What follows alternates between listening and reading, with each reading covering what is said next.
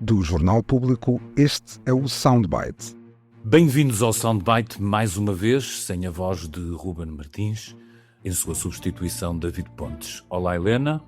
Olá, viva.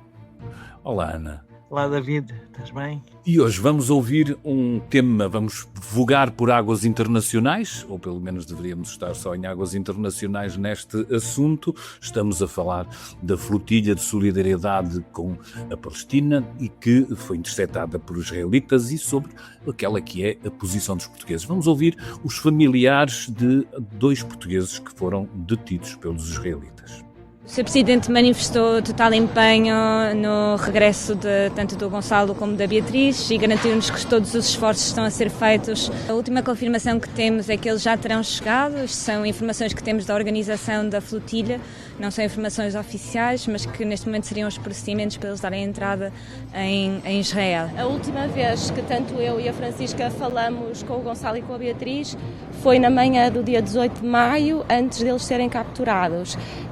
E por internet, através do telefone, eles avisaram-nos que se estavam a aproximar barcos de caráter militar e que havia uma probabilidade de serem interceptados. E por volta das 9 da manhã deixamos de ter resposta. Nós só estaremos tranquilos quando conseguirmos falar com eles e ver a cara deles e termos a certeza que não foram vítimas de maus tratos e de tortura. Ana, estamos aqui Parece que Paulo Rangel, pelo menos para este assunto, acordou com um vigor que não teve, nomeadamente na gestão, há quem critique, há quem apoie, da intervenção norte-americana no Irão, e estou a fazer aqui um paralelismo porque estamos sempre a falar de questões de soberania e a questão de mostrarmos perante coisas que são manifestamente ilegais pelo direito internacional aquilo que nós pensamos. Neste caso, ao contrário do que se passou com a utilização da base das lajes num ato de agressão em relação ao Irão que não tinha cobertura do direito internacional, parece-me que Paulo Rangel aqui teve uma leitura pelo menos mais vigorosa daquilo que é o direito internacional e daquilo que é as obrigações do governo perante os seus cidadãos detidos. Sem dúvida, David, completamente, sem dúvida. Aliás, na segunda-feira, Paulo Rangel, quando os elementos da flotilha foram capturados pelas forças de segurança de Israel, tinha já condenado o atropelo ao direito internacional, porque Israel foi buscar as águas internacionais, não é? Portanto, que aquele era o atropelo ao direito internacional. Já tinha chamado o embaixador de Israel. E agora, hoje, faz este comunicado com uma violência que eu nunca tinha visto.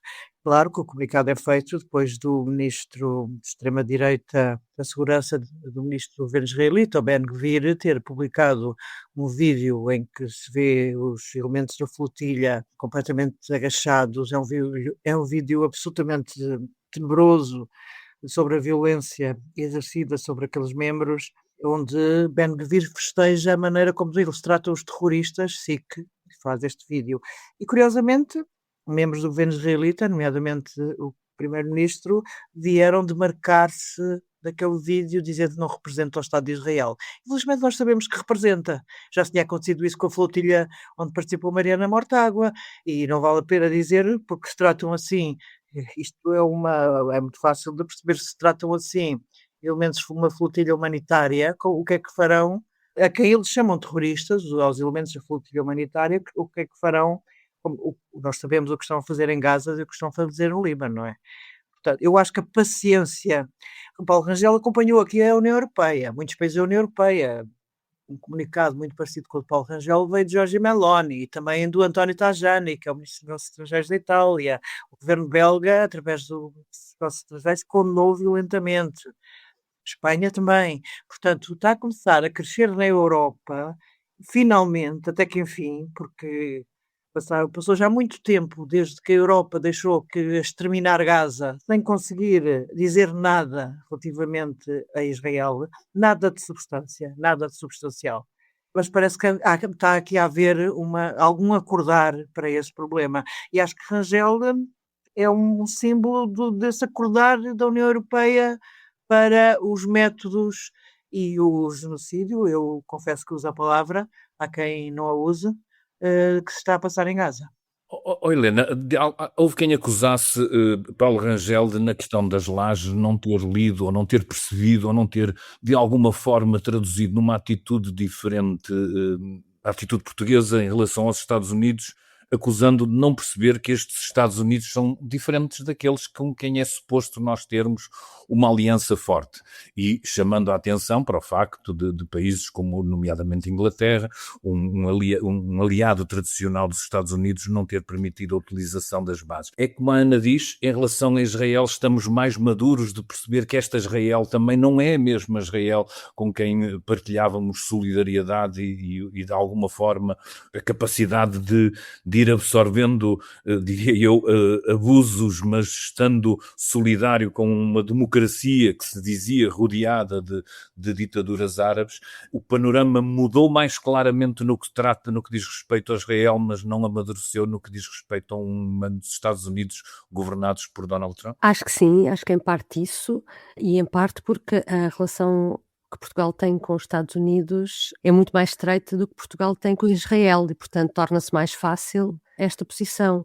No que diz respeito a Israel, Portugal sente-se mais, penso eu, sente-se mais acompanhado por os outros países europeus, por mais países europeus, a ter esta posição, como a Ana referiu.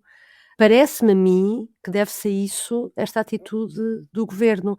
Agora, há sinais ao mesmo tempo contraditórios, porque quando foi a questão da flotilha com Mariana Mortágua, é verdade que Paulo Rangel acusou de aproveitamento político e de populismo e fez várias proclamações duras contra o Bloco de Esquerda, mas a verdade é que, pelos dados que nós temos, na altura, o governo português acompanhou melhor aqueles 3 portugueses do que agora estes 2. E realmente, afinal, eu acho que eu também critiquei na altura Mariana Mortágua por ela ter trocado o lugar de estar a fazer oposição ao governo no Parlamento para ir para a flotilha, mas a verdade é que o facto, se calhar, foi exatamente o facto de ela de ser uma deputada que ia naquele navio que fez com que o governo me desse mais atenção, porque eu lembro-me que quando a flotilha passou em frente ao espaço às águas da Tunísia, o próprio embaixador de Portugal na Tunísia foi lá e encontrou-se para saber se eles estavam bem.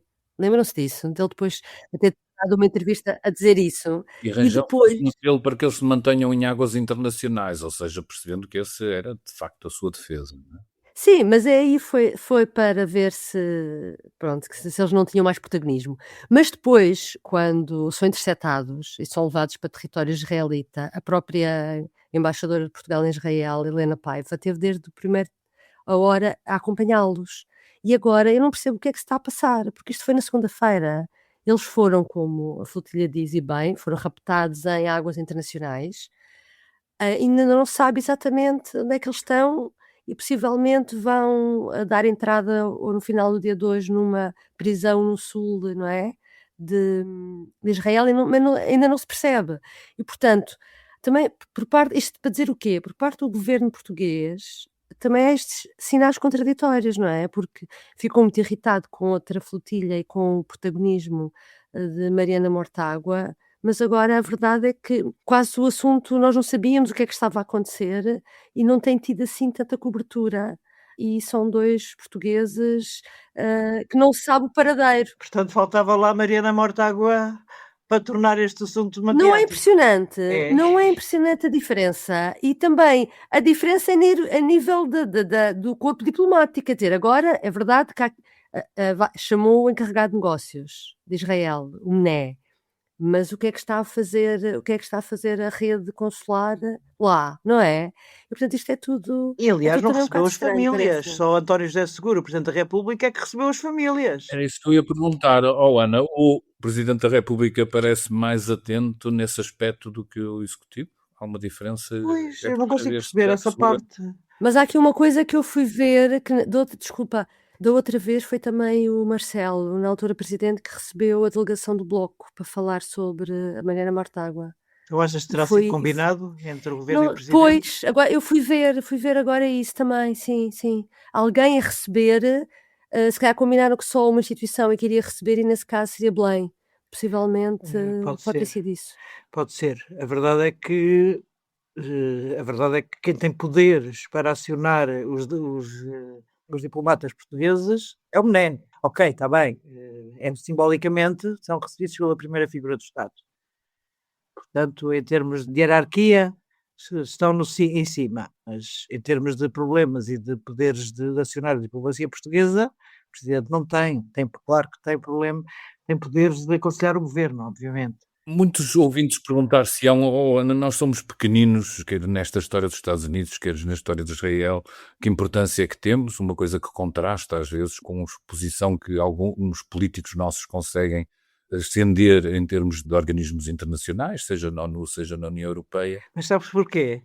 Porque somos pequeninos. Eu acho que a única razão que conseguimos que tantas personalidades portuguesas vão para esses organismos internacionais é porque, enfim, aquele país não aquece nem arrefece, então pronto, vamos. Não se lembram, mas isto acontece muito. Se nós pensarmos em alguns dos líderes da União Europeia, da Comissão Europeia, ok, agora temos lá uma alemã, mas muitos vieram de países pequeninos. Acho que quando foi a Guerra do Golfo, eu lembro-me que a Isabela Rega Cunha, que era a nossa correspondente, o Presidente da Comissão Europeia era Jacques Santer, enfim, não teve grande história, nem ninguém se lembra, e havia outro que também era outro Jacques, e a Isabela Rega Cunha, que era uma jornalista absolutamente extraordinária, eu sou fã, e a Helena também, a Isabel escreve um texto sobre os Frères Jacques, daquela canção infantil, lembram-se, Frères Jacques, Dormez-vous, a minha voz não é boa, não vou cantar neste podcast, prometo, mas que a União Europeia estava entregue aos Frères Jacques. Eu até acho que é isso, David. O facto de sermos muito pouco, não influenciarmos muito o nosso peso, é mais fácil eleger um português, porque apesar de tudo, vêm logo 2 ou 3, enquanto de um país mais forte é mais assustador. Há quem justifique também pelo facto de não termos, de facto, compromissos que nos põem de um lado ou do outro e por termos alguma ou muita capacidade, até pela nossa dimensão e pela nossa posição geográfica, de ter capacidade de negociar. Parece-me que isso será um dos fatores, se calhar, que justificam isso. Olha, mas apesar de tudo, o teu balanço, tu achas que o Executivo se está a comportar como deve ser nesta questão de Israel ou poderia fazer melhor? Ainda respondendo à tua primeira pergunta, ainda tem a ver, parece-me, com a evolução dos acontecimentos, não é? Desde a outra flotilha até agora, o que se percebe é que a situação, não só a tragédia humanitária está pior, como estas tentativas das flotilhas continuaram a existir e cada vez mais passam despercebidas, e é isso, não sei, as centenas já de navios que já foram interceptados pela Marinha com Netanyahu a elogiar o esforço tão grande que a Marinha israelita faz para tentar conter estes desafios da autoridade, não é? E, portanto, eu acho que também tem a ver com, quer dizer, já não é só uma ou 2 vezes, a situação está cada vez a agudizar-se mais e, portanto, acho que os países, acho que isso também motivou, não é? Uma tomada de posição. Vamos esperar que esta gente volte sem salva para Portugal, como seja com a ajuda ou não do Executivo, apesar de tudo está a agir. Voltamos amanhã, já desta vez já com os comandos do Ruben Martins. Até lá. Até lá. E tu, David, volta quando quiseres. Volta, Obrigado, David. obrigado. Beijinhos. Beijinhos, até amanhã.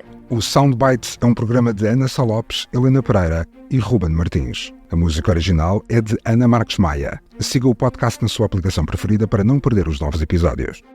O público fica no ouvido.